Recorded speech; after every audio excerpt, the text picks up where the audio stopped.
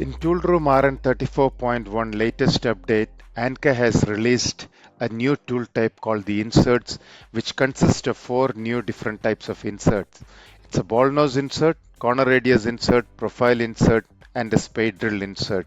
These are the four different types of inserts. Now, the corner radius, ball nose, and spade drill inserts are the planar type, which is the shear inserts. This could have a different datum surface for accurate location. So it could be a flat, it could be a V, we could locate of the round hole, or even if you have a slot, a center slot.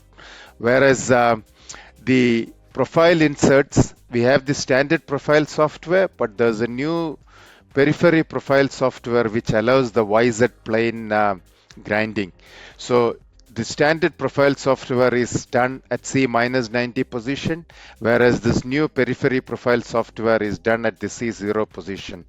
So in the coming weeks, I'll be taking you through all these different types of inserts, the digitizing options, the different work holding what we have to maintain these inserts, or for different location pins, etc., etc. So stay tuned for the coming weeks for the new insert tool type tool tips.